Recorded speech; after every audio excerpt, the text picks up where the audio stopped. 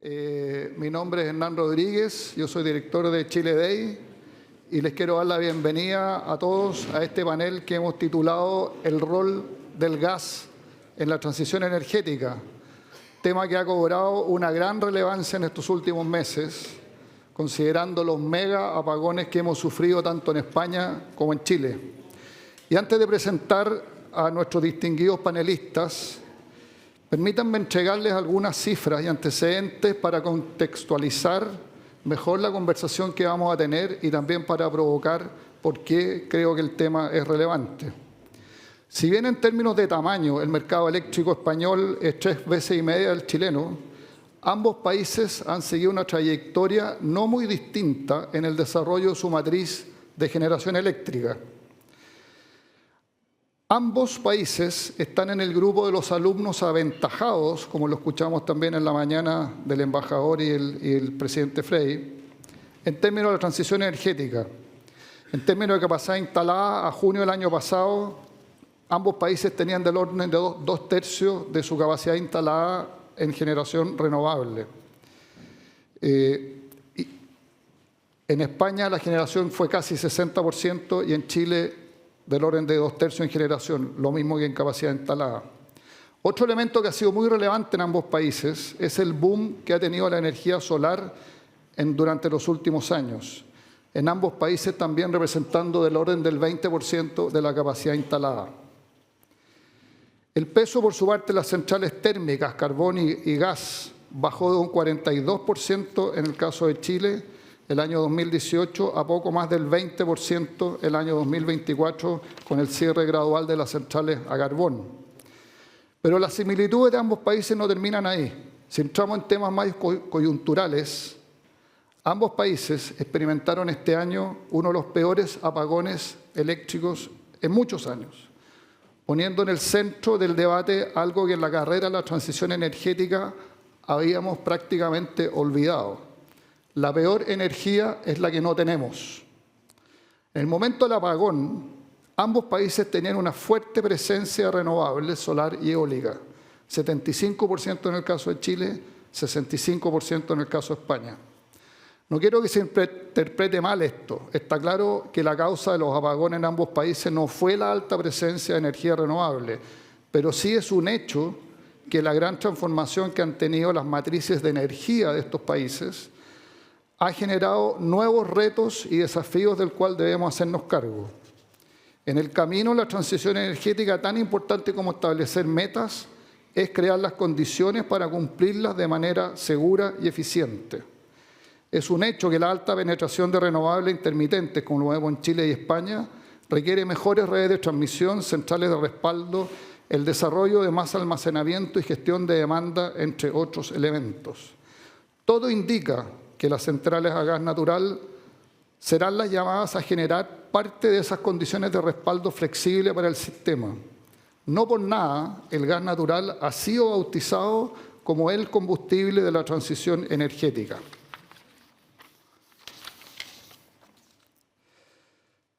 Deberemos adaptar la infraestructura existente a las nuevas condiciones de alta penetración de energía.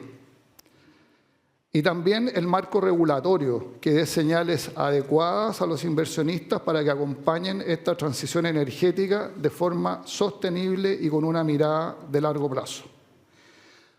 Y para abordar la temática del rol del gas que va a cumplir en la transición energética y en general los desafíos del proceso de descarbonización de la matriz eléctrica, tenemos hoy un panel de primer nivel, integrado por Mario Ruiz-Tagle, que es el CEO de Iberdrola España. Mario, quien además de liderar Iberdrola España, es un producto no tradicional de exportación chileno, porque él es chileno y lidera una gran empresa en España. Tenemos a Pedro Larrea, que es el director general de redes en Naturgy. Pedro también tiene una gran experiencia en Chile, porque ocupó cargos en Endesa España en Chile. Y Joaquín Cruz, quien es gerente general de Abastible. Él no es un producto no tradicional de exportación, pero sí su empresa ha incursionado en la península ibérica con operaciones en España y en Chile. Así que ahora, sin más, paso a las preguntas. Y quiero partir con una pregunta para Mario. relacionado con el tema que estaba mencionando yo. España y Chile son de los países que más han avanzado, como comenté, en la incorporación de energías renovables y han vivido una suerte de transición energética muy acelerada. ¿Cuáles son las oportunidades y riesgos de acelerar esta transición energética? ¿Y crees tú que ambos o alguno de estos países está avanzando más rápido de lo que el sistema puede respaldar, sin sacrificar, a su vez, la seguridad en el suministro para los consumidores? Bueno, antes que nada, Hernán. ¿Aló? Parece que no se escucha. Ahí sí. Bueno, antes que nada, muchísimas gracias por la invitación y orgullo de poder participar en un Chile Day en Madrid. Sean muy, muy bienvenidos. Además, en este salón que tiene una particularidad especial, que se llama Gabriela Mistral, y en Casa América, o sea, ya mejor no podemos estar. Por ir a tu pregunta, a ver, yo creo que el hacer bien los deberes no debe ser nunca un riesgo, pero hay que hacerlos bien en todos sus aspectos. Yo creo que la aceleración de la transición energética en países como Chile y España tendríamos que empezar a buscar algunas razones de por qué se ha producido a esta velocidad. Y yo, cuando lo intento explicar, lo que me encuentro es que tenemos bastantes singularidades, como ha señalado, pero tenemos otra también, que no tenemos combustibles fósiles, que es lo que de alguna manera ha sido el soporte de las matrices energéticas en los últimos 30 o 40 años. ¿Qué ha pasado en los últimos 30 o 40 años con los precios de los combustibles fósiles? Pues han tenido una volatilidad absurda que termina impactando en los precios de la energía, impactando en la competitividad de los países, los precios en que la industria produce sus bienes. Por lo tanto, estas energías que al principio, como señalabas, renovables, interrumpibles, que eran las mal bienvenidas porque no tenían la nobleza que teníamos en el sistema de tanta estabilidad, con inercia y tal, pues empiezan a penetrar, empiezan a masificarse, tecnológicamente empiezan a avanzar, el costo de ellas también empieza a bajar y eso hace que se produce una aceleración importante tanto en Chile como en España para, de alguna manera, equilibrar la matriz entre lo renovable y las fuentes de origen fósil. ¿Qué ocurre cuando esta aceleración va tan rápido? Pues hay en la planificación, pero también en la operación, hay que ir tomando ciertas medidas. Y yo creo que realmente lo que nos ha pasado ha sido una aceleración enorme y las evoluciones de las matrices, tanto en España como en Chile, son evidentes desde el punto de vista de instalación de energía renovable. En España estamos hablando del orden de 60.000 megavatios sobre 130.000 que tenemos, con lo cual en los últimos 10, 12 años prácticamente hemos doblado el parque con energía renovable, eliminando el carbón, ¿vale? Eliminando una de las tecnologías. Y por otro lado, creo que la aceleración pasa fundamentalmente por intentar buscar, como decía, una reducción de precios para conseguir buscar competitividad. En esto hay varios actores que tienen que jugar un rol principal. En primer lugar, el regulador mirando la configuración de la red. El operador del sistema tiene que también mirar la configuración de la red. Las energías renovables no tienen todas las virtudes que tienen las energías síncronas, por decirlo de alguna forma, que vienen de la hidráulica, que vienen de las térmicas, entre las cuales está el gas natural. Y en consecuencia, la configuración, la topología de los sistemas, la red, se convierte en un elemento vertebral y fundamental. ¿Qué es lo que nos ha pasado? Que ha sido tan fuerte la aceleración de la penetración de las energías renovables que no hemos tenido el mismo ritmo en la demanda. Y entonces, unas energías que pasaron de interrumpible y que en algún momento les llamamos complementarias, porque en algún momento de la historia se complementaron muy bien con las energías síncronas o las provenientes de los combustibles fósiles, nos vinimos a encontrar con que empezaron a competir, y a competir por precio, y a excluir tecnologías. Y en consecuencia, la tentación de buscar un precio bajo fue lo que nos lleva a estas altas penetraciones de energías renovables, renunciando precisamente al último elemento que componías en este triángulo, digamos, aceleración, precio y seguridad. Y la seguridad, desgraciadamente, tecnológicamente hoy día no tenemos la confianza para que las energías renovables nos puedan dar esa seguridad. ¿Y la tenemos que buscar dónde? Pues precisamente en lo que estamos hablando en este panel, que es combustibles fósiles de bajas emisiones, que nos permitan tener una tecnología que no va a ser energía de base, pero que sí va a ser perfectamente una energía de servicios complementarios como el gas y que es la que nos tiene que dar la seguridad. En España tenemos gas, tenemos centrales nucleares, tenemos tecnologías que nos permiten equilibrar. ¿Qué ha pasado, por adelantarme un poco lo que comentabas del apagón, qué ha pasado después del apagón? Te voy a preguntar después, Vale, para que no te tomes todo el panel. Pedro, a propósito de generación de electricidad, transporte de gas y consumo de gas, Naturgy es una empresa que es tanto gasista como electricista, por decirlo así, y opera tanto en España como en Chile, también en otros países. ¿Cómo compiten el gas y la electricidad en el protagonismo en esta transición energética? ¿O esto es muy distinto a los países o tú lo ves similar?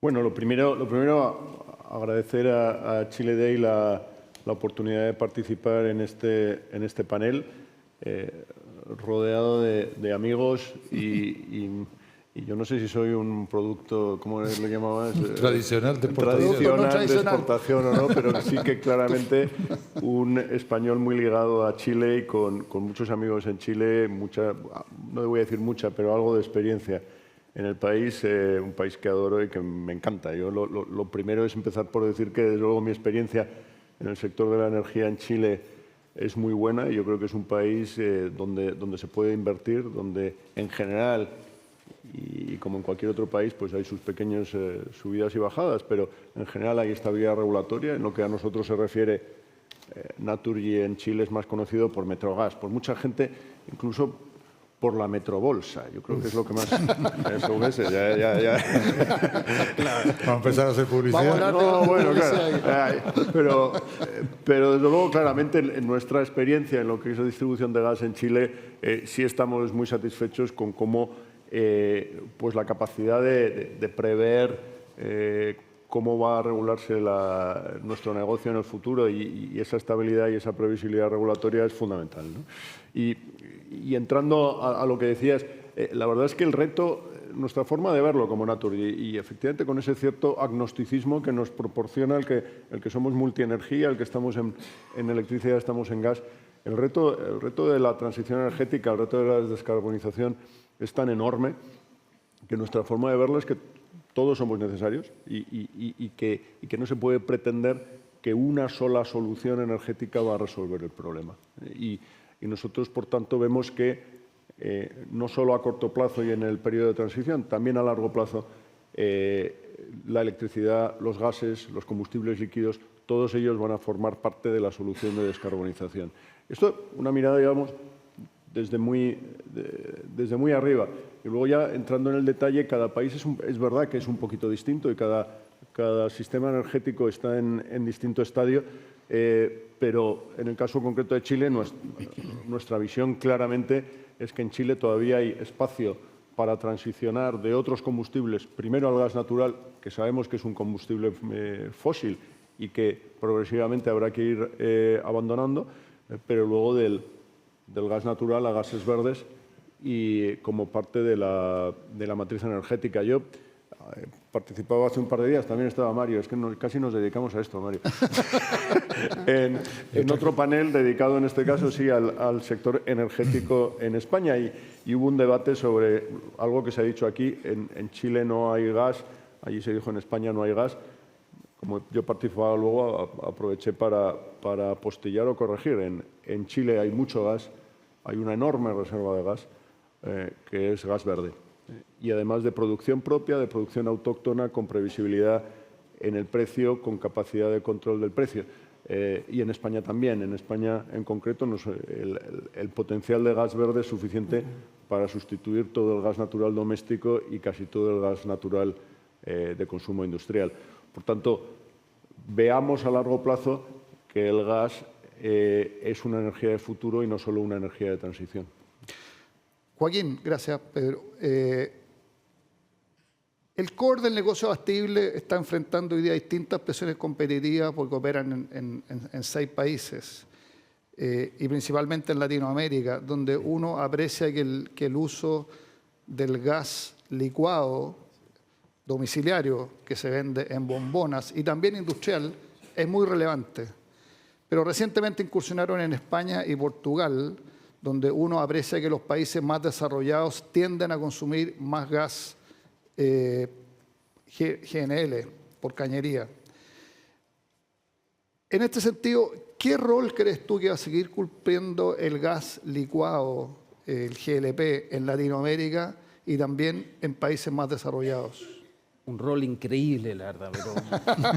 Pero, bueno, gracias, Hernán. Agradecer a todo el equipo de Chile Day por la organización y que nos permite en esta oportunidad dar una visión del gas licuado, que es diferente al gas principal de mis dos compañeros, amigos, como me acaban de catalogar. Y para eso yo lo que les quiero transmitir en términos simples es mirar la evolución que ha tenido el posicionamiento del gas licuado en un mundo en transición energética. Porque el primer punto, que ya se ha mencionado y todos lo conocemos, hace muchos años el mundo definió una transición energética. Y la transición energética es transición. O sea, hay una escalera de combustibles más contaminantes a combustibles menos contaminantes. Y efectivamente tú partes en la leña, el carbón, el petróleo, sigues por los gases, gas licuado, gas natural, hasta que llegas a las renovables. Entonces el gas licuado, por construcción, es un gas, una energía que está bien arriba en esa escalera. Y efectivamente, al principio de esa definición de transición energética en el mundo, el gas licuado por construcción se definió como un gas de transición. O sea, va a haber mucho cliente, hogar o industria que va a salir de la leña, va a salir del carbón, va a salir del diésel, va a tratar de llegar a las renovables, pero en el medio va a pasar por el gas licuado y probablemente por el gas natural. Esa es la definición teórica. Y en los 6 países que operamos yo les confirmo que eso está pasando en la práctica, no solo en la teoría. Desde hace 6, 7 años, nuestro mercado de gas licuado asociado a las industrias, que son las primeras que hacen la transición, crece a 2 dígitos.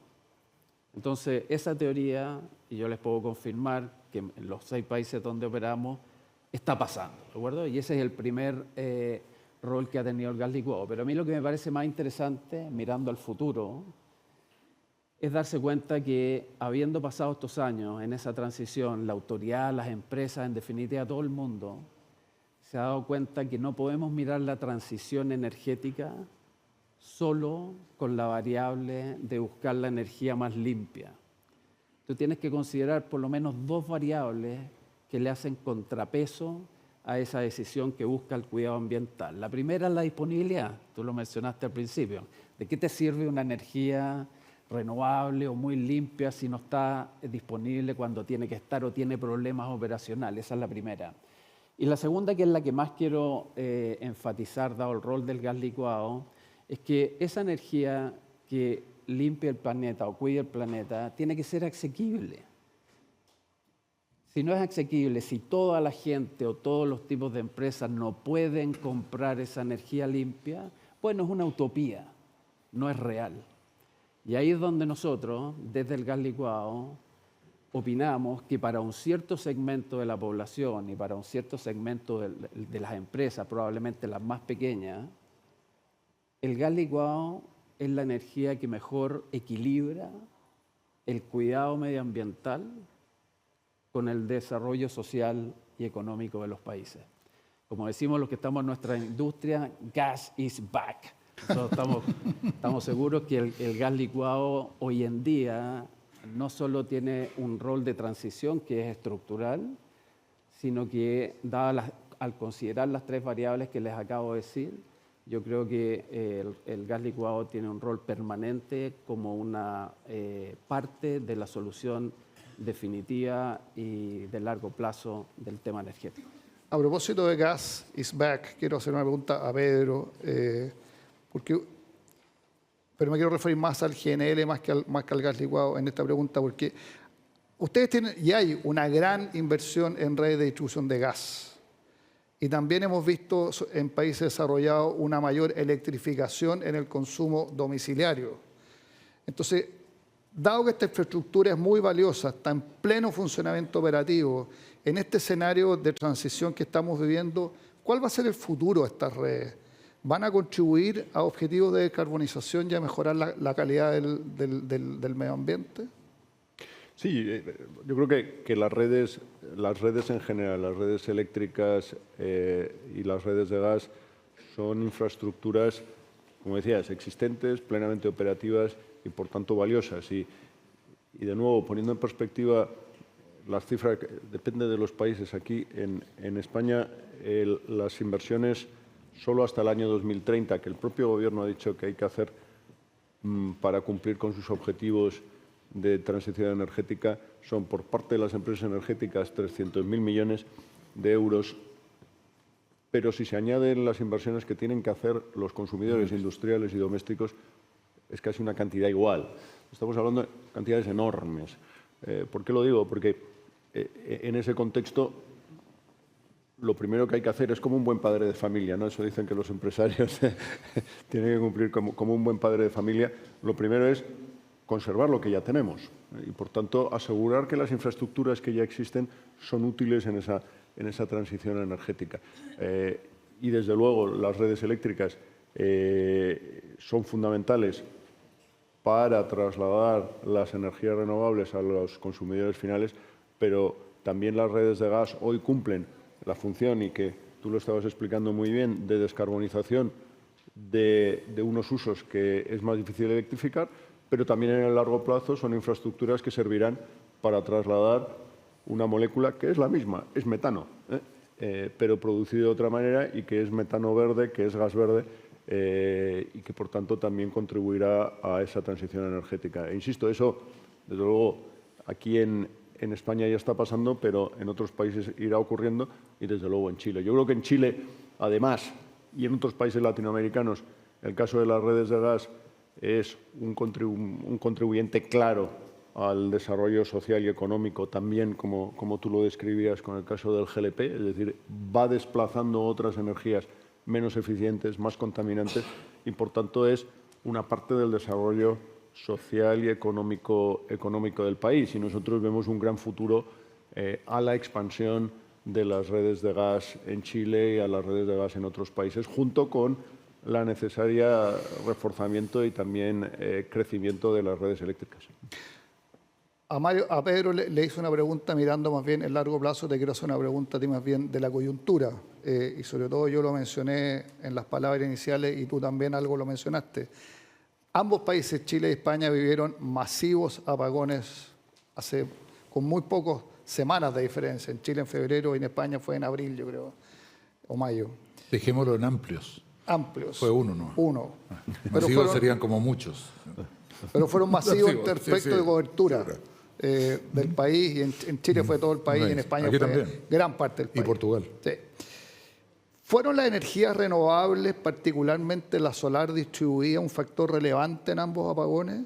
¿Hemos como países descuidado el concepto de seguridad de los sistemas eléctricos en el camino de la transición? Y aquí te lo quiero preguntar, quiero que centres tu respuesta considerando tres temas, básicamente. Uno, que es la seguridad del sistema. Dos, los costos de la energía. Y tres, que no tengamos emisiones. Bueno, a ver, ¿fueron las energías renovables las causantes del apagón? No. Definitivamente no. Otra cosa es que haya mucha gente interesada en que sí lo sean, pero no lo son. Desde los puntos de vista de lo que me preguntabas, seguridad del sistema. En los sistemas, ¿qué nos ha pasado en ambos países? La generación de alguna manera se ha liberalizado, se ha democratizado, se ha desperdigado por el territorio, por decirlo de alguna forma. Cuando se producen esos fenómenos, lo que le corresponde es al ente que regula la seguridad del sector, que es el operador del sistema, mantener esos equilibrios de seguridad. ¿Y cómo va a mantener los equilibrios de seguridad? Conociendo perfectamente bien el mix energético que tiene y las características de cada una de las tecnologías en cuanto a aportar dos elementos esenciales para controlar tensión y frecuencia dentro de una red, que es uno de los elementos más complejos de operar, ¿no? Con lo cual, ¿qué le puede pasar? Pues que alguna instalación de generación le falle o que algún gran consumidor salga. Y para eso la regulación le da elementos. Tiene una programación, tiene una operación de día a día, tiene servicios complementarios, con lo cual la seguridad del sistema tiene que estar garantizada por un agente, no por cada uno de los agentes, porque si no el sistema no va a funcionar. Esto es lo mismo que si en una orquesta el director de la música, el director de la orquesta, le empieza a echar la culpa a los de las trompetas que esto no funciona porque tocan muy fuerte. Él tiene que controlar a las trompetas para que esto sea armónico. Eso en primer lugar desde el punto de vista de seguridad. O sea, ¿en manos de quién está la seguridad del sistema? En el día a día, en el operador. En el medio largo plazo, en el regulador, creando las condiciones para que se produzcan las inversiones adecuadas. Precio. Ese es uno de los problemas que tenemos. Como tenemos 3 veces la potencia instalada, tenemos competencia de tecnologías por precio. Y como tenemos competencia de tecnologías por precio, las renovables desplazan a tecnologías más caras, pero no tienen particularidades que no están precificadas, ¿vale? No controlan tensión, no aportan inercia, salvo que invirtamos en los cambios tecnológicos que son necesarios, pero por el momento los códigos de red de ambos países estamos más o menos en las mismas condiciones. ¿A qué nos lleva eso? A que la tentación por bajar el precio, renunciando a la seguridad, es la que nos lleva a transitar ya por puntos, por decirlo de alguna forma, más peligrosos dentro de la operación del sistema. Y lo demuestra lo que ocurrió en febrero en Chile y en abril en España. Los altos índices de penetración de energía renovable con el bajo respaldo de inercia en el sistema para poder responder a un evento catastrófico de desconexión de un alto volumen de potencia. Y en ese sentido, yo creo que ahí claramente no puede ser el precio un problema. Lo que tenemos que buscar es una solución para ese precio. Y ahí es donde realmente la solución viene porque tenemos que acelerar la demanda. Hay demanda. En España el año pasado tuvimos 67.000 megavatios de solicitud de demanda en la red.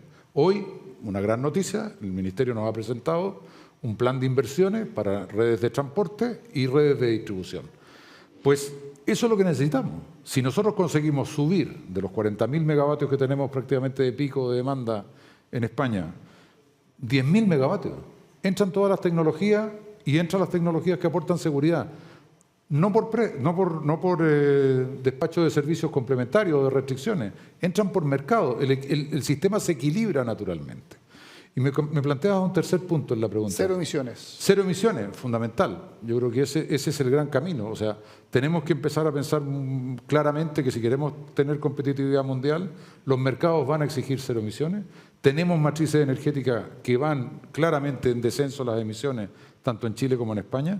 Y creo que, como bien señalaba Pedro, los volúmenes de inversión que tenemos que realizar son una oportunidad enorme para no tener duda en esta transición energética. Claro, porque claramente aquí tenemos que compatibilizar estos 3 elementos que son seguridad, costo y cero emisiones. Bueno, compatibilizarlos, pero también mirar cómo los ordenamos en el territorio. Curiosamente también tenemos un problema muy similar. En España se está produciendo gran parte de la energía renovable en el sur oeste del país y se consume en el noreste del país. Y en Chile se produce en el norte y se consume en el centro-sur. Así es. Entonces, pues, ese tipo de características nos obligan a tener una planificación de la red y de la topología de la red de transporte y de la topología de elementos de seguridad de la red, que hay que instalarlo en los lugares adecuados. Y eso ya, desgraciadamente, estos apagones tienen un efecto traumático el día del apagón, pero evidentemente tienen que ser una oportunidad de análisis hacia el futuro. Joaquín, quiero volver contigo con lo que me planteaste respecto a esta escalera, a este rol del gas licuado. Ustedes estuvieron durante muchos años focalizados solo en Chile, después incursionaron a Perú, Ecuador y Colombia, y hace un poco menos de un año, un poco más de un año, a España y Portugal. Ayer comentaste en una entrevista que apareció en la prensa que España y Portugal ya representa para ustedes un 25% de la generación de EBITDA. Y aquí viene mi pregunta, ¿qué oportunidad vieron ustedes en España y Portugal? Porque si uno lo mira de 10.000 metros de altura como países desarrollados, uno tendería a pensar que el consumo de gas es más bien en GNL, porque está todo en redes de distribución. ¿Por qué llegar a países más desarrollados que los nuestros en Latinoamérica en la infraestructura de redes de distribución de gas? ¿Qué oportunidad vieron ustedes ahí? Claro, lo que pasa es que para explicar eso hay que entender un poco de las características positivas que tiene el gas licuado, muy asociado a lo que explicaba al principio, que no solo es transición energética, sino que para un grupo o para un segmento de la población, para un segmento de la industria, va a ser la energía de solución de largo plazo. Al final, como te decía, tienes que equilibrar una energía que sea limpia, que esté disponible y que sea asequible, que sea barata. Y el gas licuado para muchas de esas variables tiene características muy positivas. El gas licuado es bien limpio.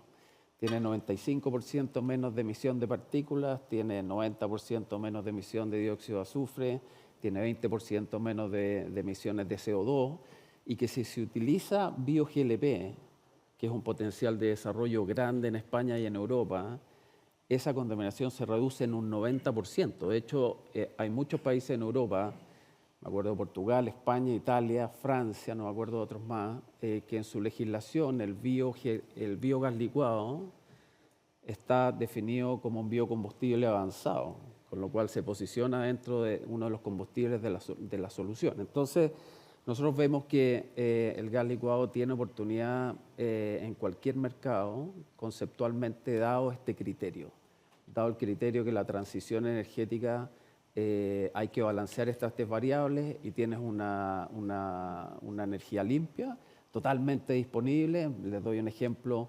El 80% del gas licuado que se consume en Chile se trae desde Estados Unidos, desde Houston. Estuvimos hace un par de meses ahí y tú hablas con todas las empresas allá que tienen un cartel del presidente de Estados Unidos que dice "Drill, baby, drill", que básicamente dicen aquí vamos a perforar todo lo que haya que perforar. Están invirtiendo cada vez más en puertos para sacar el gas licuado. La construcción de barcos para transportar gas licuado también está creciendo. Y eso porque la infraestructura para recibir ese gas licuado en los distintos países del mundo en general está construida. Curiosamente en España falta y puede ser una oportunidad, pero en toda Sudamérica y en muchos países está. Entonces está totalmente disponible y es fácil de transportar, fácil de almacenar, fácil de reutilizar los activos cuando una industria está usando gas licuado y después no quiere usar más el gas licuado porque se cambió lo que sea, agarras tu estanque, agarras tu activo y lo puedes reinstalar. Y es barata. Entonces, te doy algunos ejemplos, al igual que en la pregunta anterior, tratar de definir la teoría que te da un buen posicionamiento y te doy algunos ejemplos que te apalancan eso. De hecho, como comentaba en la entrevista que se publicó ayer en Chile, en España nos ha ido muy bien, mucho mejor de lo esperado. Pero te doy algunos ejemplos. Por ejemplo, en Europa hay 40 millones de hogares que no tienen conexión a gas natural. Y probablemente no la van a tener por temas económicos, quizás no tiene sentido. Todo ese mercado es potencialmente nuestro. El autogás, que es el gas para automóviles o turismo que se llama acá, en España crece al 8% anual desde hace 5 o 7 años. Y hay desarrollos tecnológicos con mucha expectativa asociados a transporte de camiones. Te doy 2 ejemplos más. Si en Chile la energía que se consume en hogares de gas licuado es 100, en el mismo Chile la energía que se consume con leña es 300. Y eso tiene que transicionar. ¿Se va a ir una parte de eso a la energía eléctrica renovable? Por supuesto que sí. Pero de 300, un porcentaje no despreciable va a ir al gas licuado. Y la última que te doy para que veas cómo la transición energética ayuda a energías como el gas licuado, sobre todo cuando ponderan las 3 variables. Hoy en día en Chile estamos licitando un proyecto minero, que es un proyecto grande. Y por distintas razones largas de explicar aquí, la energía que requiere para este nuevo proceso es gas licuado. El volumen de ese cliente, gas licuado, sería aumentar un 15-17% el volumen de todo lo que hace abastible en Chile, un cliente. Entonces, lo que nosotros vemos es, en un mundo en transición energética, el gas licuado es una energía que por construcción crece. Y por eso que públicamente hemos declarado también nuestro interés en el mercado europeo y es parte del interés de estar hoy día en este Chile Day y agradecer la oportunidad de transmitir esa visión como empresa. Nosotros hemos declarado públicamente el interés de poder tomar de aquí a 5 o 7 años quizás 3 o 4 países más, idealmente en Europa, dado que ya tenemos una base acá, en operaciones de gas licuado, porque vemos este potencial, o en operaciones de soluciones y eficiencia energética, que van asociados a este proceso también. Pedro, Mario habló de que es importante aumentar la demanda en energía eléctrica para que puedan a su vez entrar más en competencia las distintas tipos de generación. Por su parte, Joaquín mencionó que en Europa hay 40 millones de hogares que no tienen conexión a gas en cañería. Ustedes, por su parte, acaban de anunciar una inversión de 3.200 millones de euros en redes de distribución tanto eléctrica como de gas en todo el mundo. que es la mitad de todo el plan de inversión que tienen ustedes. Entonces, ¿cuál es el rol que tú le ves a la distribución, tanto eléctrica como de gas, en la transición energética? Y si acaso tienen la misma estrategia o perspectiva para España o para otros países. Bueno, nosotros tenemos redes como Naturgy, tenemos redes de gas y electricidad en España. Somos el primer distribuidor de gas y el tercero de electricidad. Y tenemos redes de gas en México, Brasil, Argentina y Chile. Somos el mayor distribuidor de gas en esos 4 países. Y tenemos distribución de electricidad en Panamá y también en Argentina. Lo que observamos en todos los países, de nuevo, es que los roles de la electricidad y del gas son siempre complementarios. La electricidad juega un papel de energía universal enormemente importante. Nuestras inversiones en redes eléctricas se han incrementado y vemos un potencial enorme en España que se tiene que desencadenar, que se tiene que destrabar, pero hay un potencial de inversiones que hoy está limitado y que lo que debería es destrabarse. Pero, por ejemplo, en Panamá, pues en Panamá la situación es muy distinta. En Panamá lo que tenemos es todavía una necesidad de mejorar la calidad de servicio, de llegar a todos los hogares. Ahí tenemos zonas rurales dispersas donde todavía tenemos que electrificar. Por tanto, la fase donde estamos, por ejemplo, en Panamá o estamos en España, evidentemente es muy distinta. Y en lo que es la distribución de gas, que ahí, como decía, estamos en 5 países, incluido Chile, nosotros, sobre todo en Latinoamérica, vemos el gas todavía como un vector de desarrollo económico y social. Y de esa manera lo estamos viendo. Nosotros, en España, la red de gas la vemos como una red de gas, como decía antes, que hay que mantener porque es un valor existente, es un activo fundamental para la transición energética. Nosotros en los países de Latinoamérica y muy especialmente Chile lo vemos como un vector de crecimiento y así lo concebimos dentro de nuestros planes de inversión.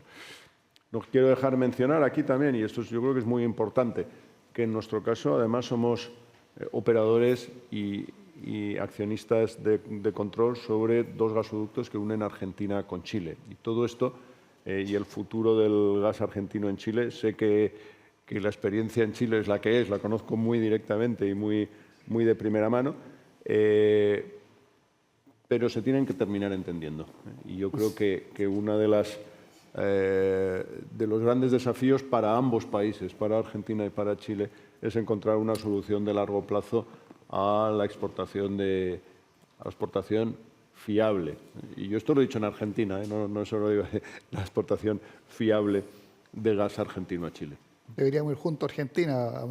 Deberíamos ir junto a Argentina a mencionar eso. No, bueno, lo entienden, lo entienden perfectamente. Oye, Mario, tú hablaste de la alta penetración de la energía. Tenemos hoy día, tanto en Chile como en España, con muchas horas con costo cero, que esto lleva también a que la oferta está muchas veces marcada más por el precio que por la seguridad. ¿Cómo gestionan ustedes como empresa esta situación? Y además, ¿tú crees que hay espacios de mejoras en el marco regulatorio para solucionar estos temas de gestión de energía? ¿O tiene que hacerlo cada empresa por su cuenta? ¿Y son las baterías la única o la mejor alternativa que puede solucionar este desbalance que hay entre el día y la noche en términos de generación? A ver, bueno, la existencia de precios cero sobre un mercado marginalista como el que tenemos tanto en España como en Chile está dentro de las reglas del juego, ¿vale? Lo que pasa es que lo que nos empieza a preocupar, y creo que en ambos países, es la frecuencia con que estos ceros o incluso precios negativos se empiezan a repetir o a aparecer. Aquí aparecieron por ahí un fin de semana, pues mira, oye, fue como una novedad, pero es que después lo hemos tenido en días laborables y con precios negativos, y 5, 7, hasta creo que por ahí algún día tuvimos 10 euros de precio negativo. ¿Qué significa tener precio negativo? Que el productor tiene que pagar para producir. ¿Qué significa? O tiene un PPA que le cubre ese coste, o el coste de producir energía en las multas que va a recibir por no atender las instrucciones del operador son mayores, con lo cual prefiere inyectar esa energía en la red pagando. ¿Cómo se gestiona eso? Bueno, yo creo que en España tuvimos una experiencia en el pasado, producto también de un exceso de generación de energía y proveniente de las fuentes nucleares, que se producía por las noches, ¿vale? En las noches la carga del país baja, las centrales nucleares tienen una carga bastante plena desde el punto de vista de la generación, con lo cual había un exceso de oferta de energía en la noche, incluso se llegó a hacer publicidad de que usted planche, lave por la noche y haga cosas por la noche. Pues ahora tenemos ese mismo problema, pero a la inversa. La tenemos, como digo yo, con una tecnología que es la solar fotovoltaica, que tiene horario comercial. Lo sabemos desde el día 1 de enero cómo se va a comportar el sol en términos de día, lo que no sabemos cómo se comportan las nubes, pero en general podemos predecir bastante bien la energía fotovoltaica. Cuando yo tengo predictibilidad, tengo condiciones de ofrecérselo a alguien. Y por lo tanto, el primer camino para evitar los precios ceros son la firma de PPA. Y en ese sentido, yo creo que con mucho orgullo lo puedo decir, Iberdrola debe ser la firma que tiene más PPA firmado en Europa. Firmamos 4 o 5 teras comerciales todos los años, además de tener toda nuestra energía contratada con clientes residenciales. El horizonte siempre es ir contratando 26, 27, 28, tenerlos ya prácticamente cerrados para no tener esta volatilidad de los precios cero en la cuenta de resultados. Y creo que ese es uno de nuestros grandes éxitos. Pero eso es desde el punto de vista de la gestión de energía y la parte comercial. Pero ahí es donde ahora tenemos que encontrar nuevos elementos, nuevos vectores de demanda que podamos utilizar sobre esos horarios. Por ejemplo, la producción de hidrógeno verde. ¿Cuándo se va a producir hidrógeno verde? Cuando los precios sean los más bajos posibles de la energía. Yo no digo que cero, porque cero no lo va a soportar nadie, ¿vale? Yo creo que Rafa Mateo una vez en un foro por ahí en el IES ponía un ejemplo muy claro. El cero es dramático. El único cero bueno es cero emisiones, ¿vale? Pero es que después un cero es cero impuestos, es cero empleo, es cero inversión, es cero y es cero. Entonces, guardar un cero en una batería no tiene mucho sentido. Lo que hay que generar son industria y demanda que sea flexible y que se pueda adaptar a esos horarios. La generación de hidrógeno, la carga de baterías de coche, el vehículo eléctrico, la electrificación de procesos industriales. Van a convivir en la generación de procesos industriales, en el calor industrial, el gas y la electricidad. ¿Qué es lo que ocurre? Que la electricidad ha ido avanzando en producción de temperatura y en segmentos que antes naturalmente se hacían con gas, hoy día a precios más competitivos probablemente se puedan hacer con electricidad en la industria. Ahí viene la valentía del industrial de convivir con dos tecnologías, la eléctrica y el gas en la producción de calor. Con lo cual, yo creo que la gestión de los precios ceros también tiene que tener un espacio regulatorio. Por ejemplo, si alguien ha invertido basado en unas reglas en donde no controla el elemento de avance de la demanda, vamos a tener que buscar una solución a los curtailment. O sea, aquí estamos llegando a 7, 8%, pero nos vamos a poner al ritmo que se está instalando generación fotovoltaica y al ritmo que está creciendo la demanda. El año pasado pusimos 7 teras de fotovoltaica y 2 de eólico, y la demanda creció 2 teras. Con lo cual, lo que estamos diciendo es que estamos metiendo presión entre las 9 de la mañana y las 7, 8 de la noche, a depender un poco de la época del año, para reducir esos precios. Entonces, si no conseguimos colocar demanda en esos momentos, vamos a tener un problema. Si el operador, para garantizar la seguridad del sistema, tiene que dejar energía fotovoltaica fuera, pues algún tipo de retribución va a tener que recibir esa planta, porque si no va a quebrar y vamos a tener un problema de inversión a futuro cuando consigamos que esa demanda se conecte, porque está aquí. Ya ha visto los precios bajos. Y lo mismo le pasa en Chile. Los proyectos mineros, y se está generando una concentración de energía en el norte, precisamente porque la minería, que es una gran consumidora de energía, está viendo una oportunidad en la electricidad como elemento de producción de su bien último, que es algún mineral. Entonces, yo creo que la transición energética la tenemos que mirar claramente como una oportunidad. Una oportunidad que atrae por precio, pero una oportunidad que si no lo conseguimos industrializar, no la vamos a conseguir vivir. Y eso es lo que se llama la transición justa, en que todos participemos, en que creemos empleos de mejor calidad, en que tengamos más industria, en que el PIB del país crezca y en el que podamos realmente tener acceso, digamos, a esta energía que, como bien lo señalaba Joaquín, si no está disponible no nos sirve de nada. Lo podemos anotar en las estadísticas, pero no va a pasar al PIB. Tocando lo que mencionó Mario, Pedro, en tema de precios a distintos niveles dependiendo de las horas del día y la época del año, generación distribuida, usted es experto en distribución, algo que discutimos en Chile hace algunos años y no fue posible implementar. Gestión de demanda a nivel del consumidor, poniendo medidores inteligentes. ¿Cómo ves tú ese tema? Bueno, yo creo que es fundamental. Acá en España, la implantación, en una vida pasada, vamos a decir así. Pero no tan lejana. No tan lejana.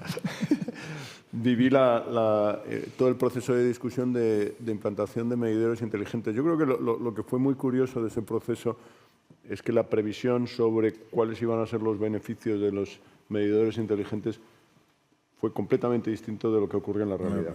Es decir, los beneficios de los medidores inteligentes vienen por muchos otros caminos que solamente, y no es poco importante, pero también es la capacidad del propio consumidor para saber cuánto está consumiendo y, por tanto, fomentar la eficiencia del consumidor, tanto doméstico como industrial. En el caso de los industriales, eso está más implantado desde hace mucho tiempo, pero en el caso de los consumidores domésticos.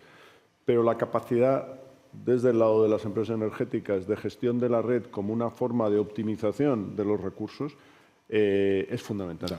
Y, por tanto, no solo son los medidores inteligentes, nosotros hablamos primero sensorización de la red. Yo creo que eso no es castellano, pero da igual. Es un palabra que creo que se entiende, que es tener capacidad de saber lo que está ocurriendo en la red, es decir, de tener sensores que nos digan qué es lo que está ocurriendo en la red. Y como complemento, digitalización de la red, es decir, capacidad de actuar según lo que nos está diciendo la red en cada momento. Fundamental en todos los niveles de la red eléctrica y también progresivamente de la red de gas, como una forma de ser capaz de tener más demanda con menor necesidad de añadir infraestructura. Por ejemplo, hoy existe el consumidor interrumpible industrial. Es decir, un industrial que dice, oye, yo, si hay un problema de falta de oferta, estoy dispuesto a que me corten mi suministro a cambio de una determinada retribución. ¿Por qué no se puede hacer eso con el consumidor doméstico? Es decir, pues, hoy existe la tecnología y progresivamente es algo que debería ocurrir. Y como las redes de distribución al final se están diseñando para la punta, esto es como las autopistas, es decir, la mayoría del tiempo van vacías, pero cuando tú las quieres es cuando no quieres que haya atascos. Pues con las redes de energía pasa lo mismo, están diseñadas para las puntas. Si tú eres capaz de gestionar las puntas y de mover las puntas de demanda de un sitio a otro, significa que vas a ser capaz de tener mucha más demanda con las mismas redes. Por tanto, todo el proceso de sensorización y digitalización de las redes de distribución eléctricas y de gas es un proyecto apasionante y con un futuro muy, muy, muy interesante. Joaquín, yo mencioné que producto del corte de energía eléctrica en Chile y en España produjo efectos dramáticos en los mercados. Por otra parte, Pedro también mencionó la importancia que sería poder reconectar el suministro de gas argentino a Chile. Los dos principales países en los cuales ustedes como Abastible operan son Chile y España, ambos importadores de gas, ninguno produce gas. Sumado a esto, a toda la creciente conflictividad geopolítica que vivimos en el mundo, ¿cómo gestionan ustedes ese riesgo en Abastible? Interesante pregunta. No sé si tenemos tiempo para explicarla, pero vamos a tratar de hacer un esfuerzo. Yo te diría que hay dos caminos, uno que no es tanto de este panel, así que lo voy a dejar esbozado nomás, y otro que es más propio de este panel.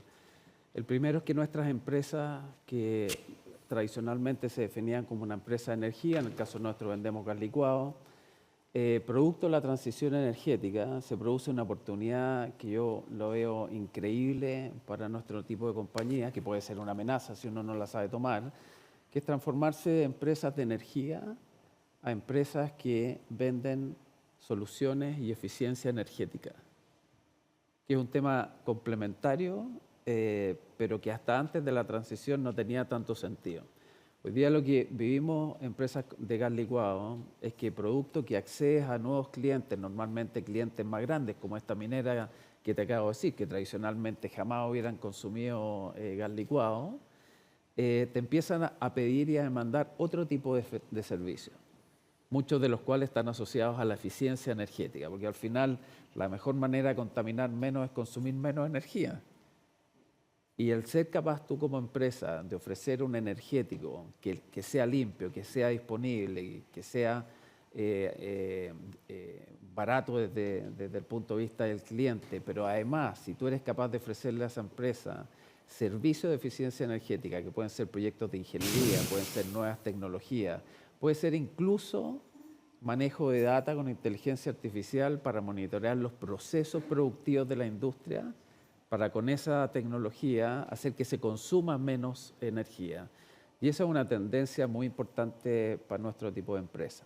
Y lo otro son los fundamentals de nuestro negocio, que es aprovechar, como les decía, las características de nuestra energía. No nos olvidemos que siempre está además la competencia que tenemos que tener contra nuestros competidores directos. O sea, este es un panel de energía, está bien, estamos hablando del gas licuado, el gas natural, la transición energética, como industria, está muy bien. Pero otra parte que para nosotros es muy importante y hemos sido razonablemente exitosos en todos los países que operamos, es competir, ganar participación de mercado, tener más clientes y sobre eso tener un futuro mejor. Y en eso somos bastante exitosos por ahora. Mira, una cosa que es bien interesante, porque el gas licuado quizás no es una energía o un negocio que se conozca tanto. Nosotros operamos en 6 países, Chile, Perú, Ecuador, Colombia, ahora España, Portugal. Es gas licuado, son las botellas que llamamos aquí en España o los cilindros que llamamos en Chile, pero curiosamente son 6 negocios con fundamentos totalmente distintos. Tenemos países totalmente regulados, países semi-regulados, países totalmente abiertos donde compiten 4 competidores, países donde compiten 100 competidores. Y al final, operar eso, saber administrar eso, ser una empresa mucho más de cara a cliente, también obviamente que es importante en nuestra administración de riesgo. Yo solo un minuto nomás para reforzar el buen resultado que tenemos en España. Yo no puedo terminar estas palabras sin agradecerle al equipo de GASIC que está presente aquí hoy día, que han hecho un trabajo durante muchos años muy bueno, que están hoy día con nosotros. Estamos muy contentos con ellos y transmitirle a toda la comunidad económica de España también nuestro interés, no solo en el gas licuado, sino en los productos y empresas asociadas a eficiencia energética. Lo hemos declarado públicamente, tenemos mucho interés en Europa, muy contentos con lo que nos ha pasado hasta ahora, así que muchas gracias por la Ya, pues yo les oportunidad. quiero agradecer a todos ustedes, Mario, Pedro, Joaquín, por este panel interesante.